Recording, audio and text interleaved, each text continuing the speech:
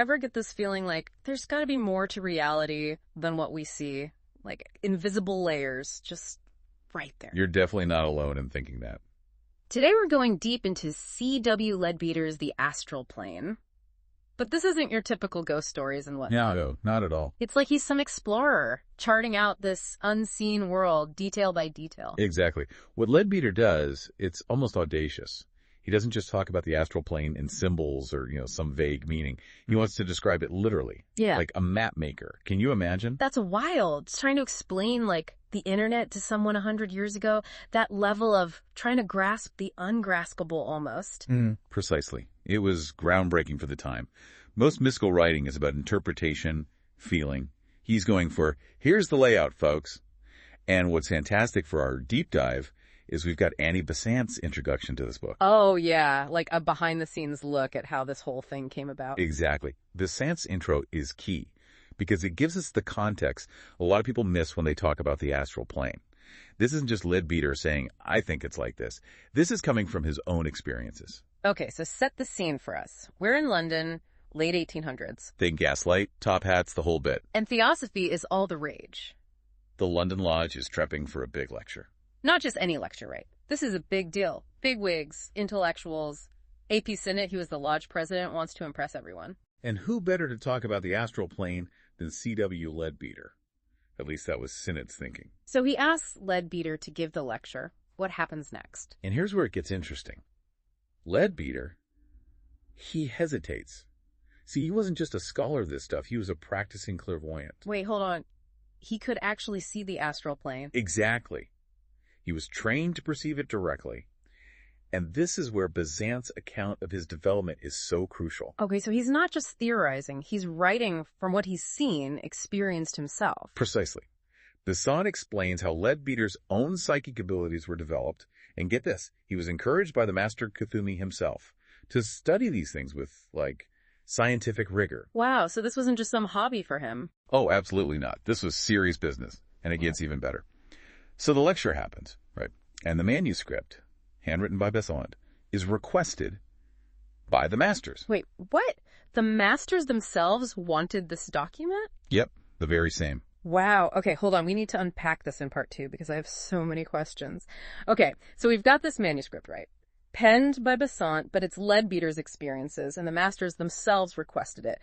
Talk about pressure. But what does Leadbeater actually say about the astral plane? What's it like? Well, it's not like some separate dimension tucked away. He describes it more like layers, interwoven with our world. Okay, so not some far-off mystical realm, but more like right here around us all the time. Yeah, exactly. He compares it to, the layers of the Earth's atmosphere. We don't see air, but it's there. It affects everything. Right, okay. So imagine the Earth, but it's encased in this bubble. And this bubble extends for thousands of miles in every direction. That's the astral plane. Thousands of miles? Whoa, that makes Earth seem kind of puny, doesn't it? It does, right? But here's the thing. He doesn't say it's perfectly layered like a cake or something. It's dynamic, always shifting. Forces and energies mixing. So not static, more like, I don't know, like a lava lamp. Yeah. With the blobs constantly moving and changing. Yeah, that's actually a pretty good analogy. It's more about how everything is interconnected and always in motion. Okay, so if this unseen world is so vast and dynamic, as you say, who or what is hanging out there? He breaks it down into 3 main groups. Humans, non-humans, and then there's what he calls artificial beings. Artificial beings? You're just messing with me now, right? What in the world are artificial beings doing on the astral plane? No, seriously. And each group is more mind-boggling than the last. Leadbeater goes deep on this stuff. You got nature spirits, elementals.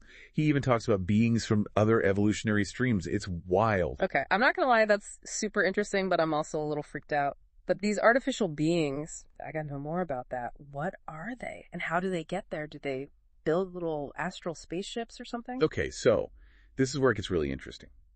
Leadbeater believed that our thoughts and emotions, they actually have a real impact on the astral plane. He talks about this substance called elemental essence.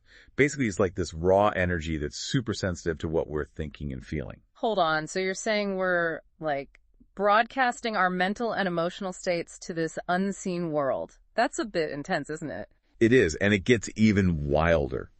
Leadbeater says that when we focus our thoughts and emotions strongly enough, This elemental essence can actually become what he calls a thought form. A thought form. Okay, you're going to have to elaborate on that because now I'm really lost. Basically, it's like our thoughts and emotions become tangible things in the astral plane.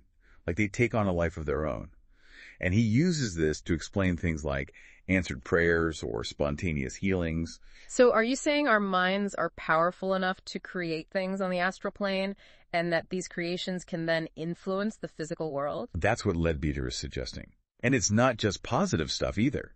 Just as we can create positive thought forms, we can also create negative ones, which can cause harm. Okay, now that's both amazing and kind of terrifying. Exactly. It's a lot of responsibility. And Leadbeater keeps coming back to this point. We got to cultivate positive thoughts and emotions, not just for ourselves, but for the well-being of the astral plane itself.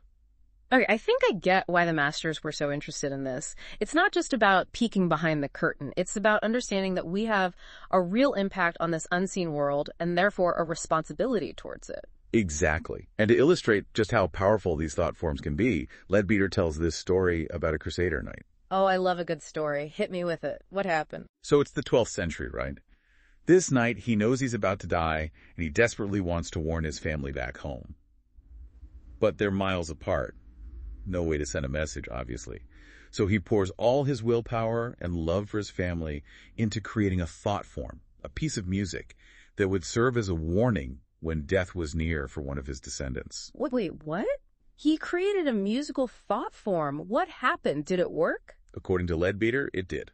For 800 years, 3 days before a member of that knight's family dies, they hear this haunting music. No way. You're saying this thought form created 800 years ago is still going strong? It is. And it shows just how powerful our thoughts can be, how they can resonate through time. Okay, that's a lot to process. But you said before that Leadbeater didn't just tell spooky stories. He believed this knowledge could help us live better lives. So how do we do that? Right. It's not just about freaking out about the astral plane. It's about understanding it so we can work with it. Exactly. So where do we even begin? How do we go from being aware of the astral plane to actually working with it? Well, that's a great question. So how do we go from being aware of the astral plane to actually working with it? That's the million-dollar question, isn't it? It's like, Right. okay, we know it's there, but what do we do with that? Exactly. Give us the tools. Well, Leadbeater was big on finding a good teacher, someone who knows the ropes. Mm, Because, you wouldn't just climb Mount Everest without a guide. Right. okay, that's fair. But there's got to be something we can do, right? Oh, absolutely. It starts with, well, remember how we talked about our thoughts shaping the astral plane? Most of the time, our minds are all over the place, right? What if we could focus that energy? You're saying consciously shape the astral plane. Exactly. Not like building castles with your mind or anything, but being aware of the power of our thoughts and emotions and using them with real intention. It starts with paying attention. Noticing how your thoughts and feelings, they don't just stay inside, they affect the world around you. So mindfulness, but with an astral plane upgrade. Exactly. Mindfulness with an astral twist. And yeah, Leadbeater would say that to develop those abilities further, finding a good teacher is key. Someone who's already walked the path, Okay, no shortcuts then. So no Googling astral plane for dummies then. Probably not the best idea. Though, hey, there are some good resources out there. The important thing is to be discerning. Right. Don't just trust everything you read on the internet. Exactly. Look for teachers who emphasize ethics, responsibility, and a balanced approach. Because the astral plane, it's got its fair share of, let's say, interesting characters. Sounds like I need to be careful out there. Just like exploring a new city. Right. Exciting, but maybe a little overwhelming. You want a good map and a guide who knows the way. Man, this deep dive has really gotten me thinking. It's easy to brush off the astral plane as fantasy or whatever, but Leadbeater's work, especially with Besant's insights, it really makes you reconsider. It's a trip, right? This idea that there's way more to reality than we realize, and we have the potential to not just observe it, but to affect it. Mind-blowing. Yeah. So for our listeners who are now hooked, where do they go from here? That's the beauty of it, right? We've given them a taste, a starting point. But the journey, that's up to them. What I hope they take away is this sense that reality, it's far more expansive, more mysterious than we often give it credit for. Beautifully said. Big thanks to you for joining us on this incredible journey into the astral plane. And to our listeners, until next time, keep exploring, keep asking questions, and keep your minds wide open to the wonders that await.